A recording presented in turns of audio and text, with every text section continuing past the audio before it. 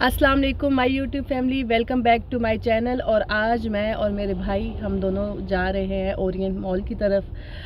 हमें वहाँ पर जो है वो कुछ छोटे मोटे काम थे, तो उसके बाद मैं अपनी एक फ्रेंड से मिलने जाऊँगी। वहाँ से मुझे अपनी मेडिसिन पिक करनी है। तो आज का जो वीलॉग है वो कोई कुछ स्पेशल नहीं है, एक रैंडम वीलॉग है और उसमें जो है वो छोटी छोटी मैं अपनी डेली रूटीन या कह सकते हैं कि जब मेरे ऑफ डेज़ होते हैं वर्किंग डेज से, तो मैं वो दिखाऊंगी कि मेरे ऑफ डेज़ में मैं छोटे छोटे काम कैसे कंप्लीट। और आज का जो वीलॉग है, आज मेरा सेकंड डे ऑफ है। मुझे वीक में 2 दिन ऑफ होता है, तो मैं ट्राई करती हूँ कि मेरे आउटगोइंग जितने भी काम हैं वो भी कर लूँ और घर के कामों को भी निपटा लूँ। तो कल मैंने कुकिंग और ये सारी चीज़ें कर ली।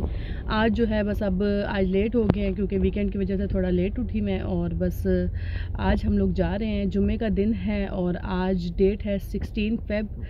माइट भी पॉसिबल है कि मैं वीलॉग जो है वो थोड़ा लेट अपलोड करूँ। तो देखते हैं कि आज का हमारा दिन कैसा जाता है। ओरिएंट मॉल वैसे तो बहुत प्यारा है और किसी टाइम पर बहुत पहले अराउंड 2000 में यहाँ पर एक्सपो भी हुआ था, तो इसके सब जो है वो एक्सपो के फ्लैग्स और उसको उसी तरह से बहुत प्यारा बनाया हुआ है उन्होंने। और ओवरऑल वहाँ पे इटसेल्फ एक वो जो है ना पिकनिक पॉइंट कहा जा सकता है, क्योंकि ओरिएंट मॉल के बाहर वाली साइड पर काफ़ी कुछ एक्टिविटीज़ हैं, काफ़ी कुछ है।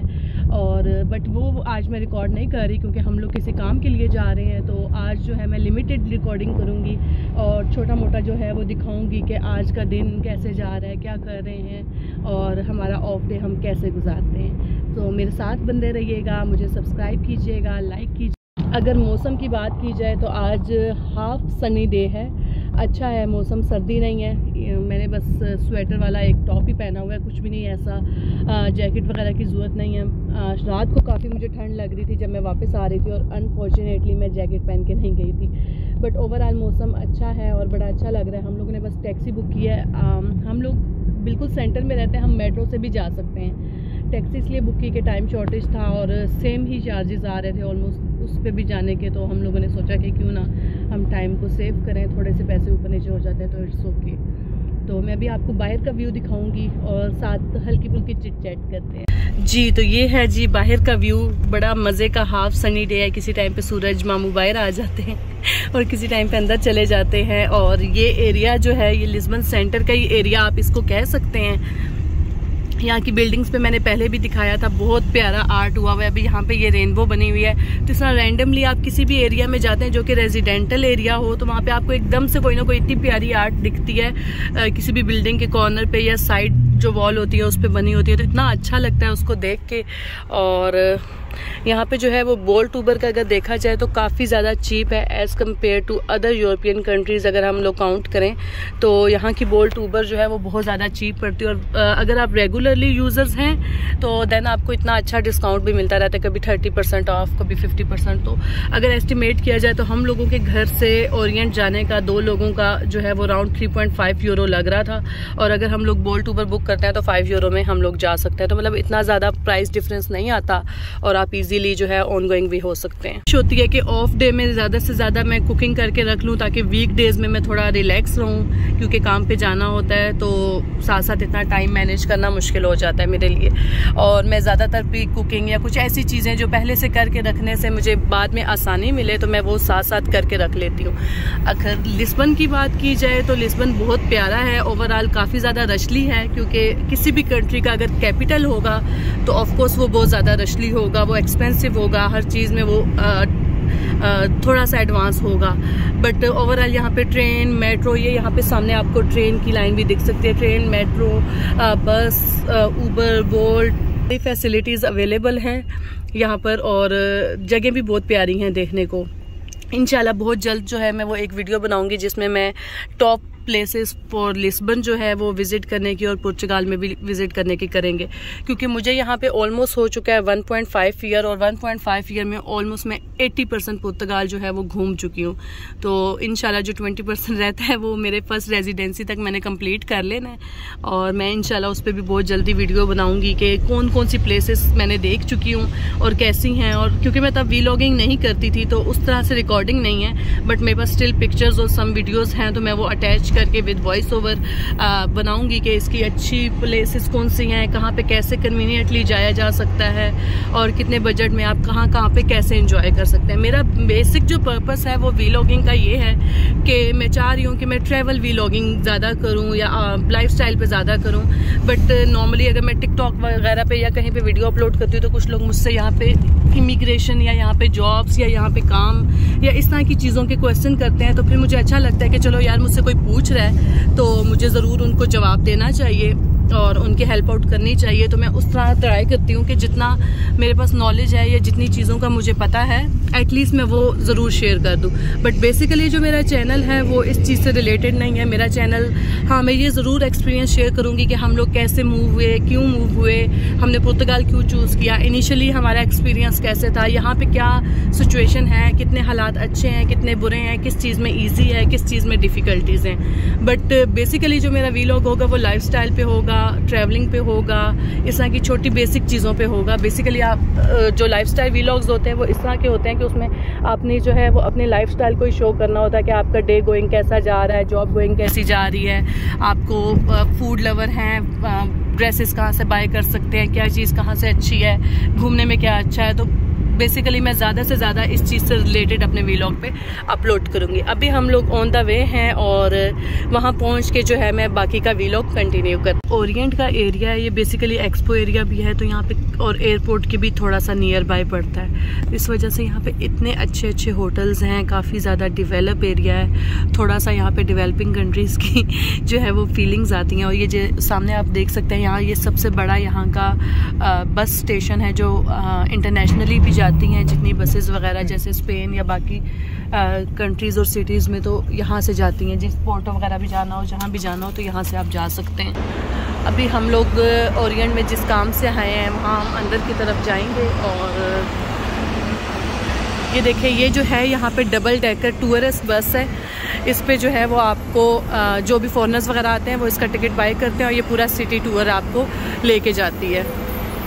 और इसका टिकट जो है ना वो 24 आवर्स होता है, तो आप किसी भी स्टॉप पर जाके उतर सकते हैं और किसी भी स्टॉप से वापस किसी भी आने वाली नेक्स्ट टूरिस्ट बस को पिक कर सकते हैं। और ये नॉर्मली मोस्टली जो है वो आपको मेन अट्रैक्शंस पे लेके जाती है लिस्बन की, जैसे कि बेलम है, ओरिएंट है, उसके अलावा मेन कासा दे सोद्रे एक एरिया है इनका, उसके अलावा रूसियो है, मेन सिटी सेंटर का एरिया है, सब उस तरह के एरियाज़ में लेके जाती है। अच्छा, ओरिएंट मॉल के बाहर का एरिया है और यहाँ पे ऑलवेज़ ये एरिया इतना ज़्यादा रशली होता है। इसकी काफ़ी सारी वजह ये भी है कि एक तो ये काफ़ी ज़्यादा बिज़नेस पॉइंट ऑफ व्यू से बिज़नेस स्क्वायर समझा जाता है। उसके अलावा यहाँ पर ये ओरिएंट मॉल है, शॉपिंग मॉल है।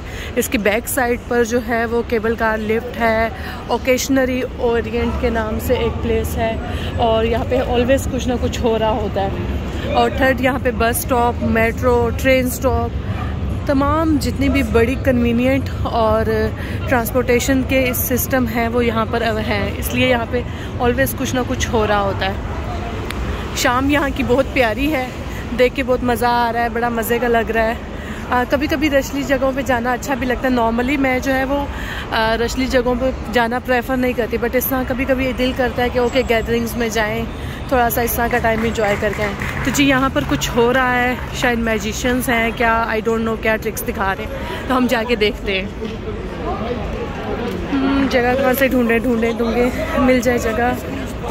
एक्सक्यूज मी बेटा प्लीज़।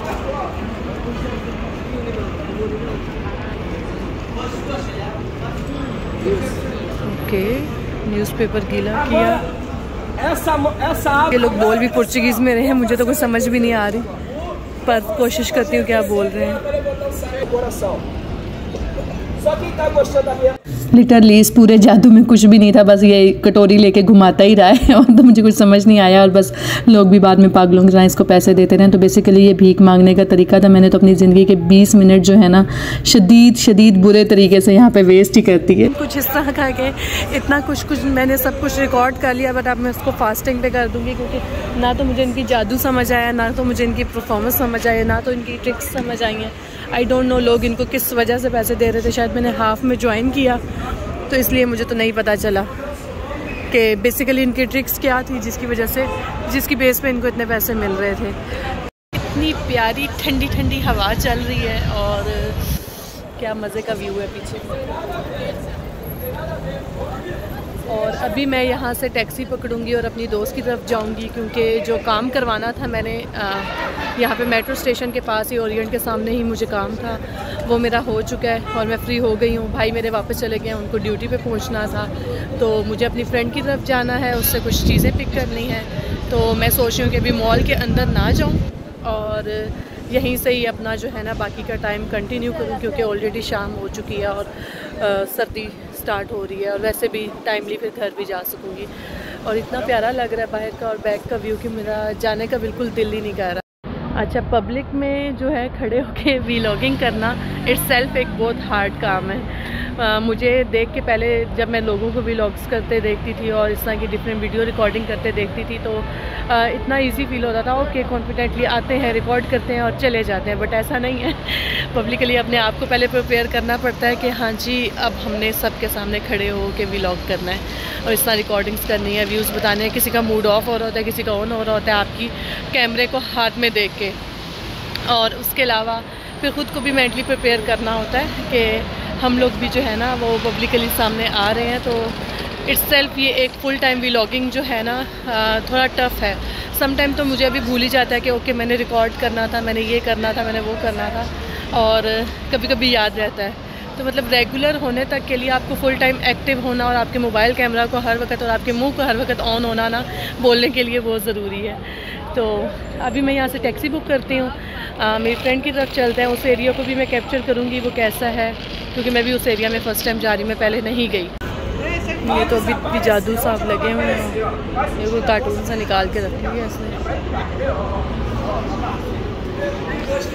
भाई हम बोर हो चुके हैं आपके जादू से। मेरी टैक्सी आने वाली है और मैं जो है ना अभी बाय बाय करूँगी इस जगह को।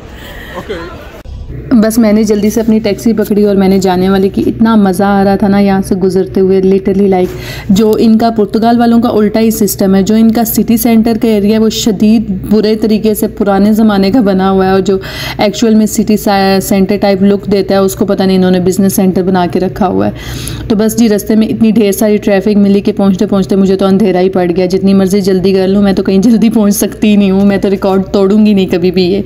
और फिर बस उधर पहुँचते ही एक तो मेरी बस शदीद तबीयत ऊपर नीचे होगी क्योंकि बाहर सर्दी थी और मैं हीटर वाली गाड़ी में बैठी, तो वो एक अप डाउन हो गया। सेकेंडली फ्रेंड के घर पहुँचते मैं भूल गई कि मैं तो व्लॉग बना रही थी।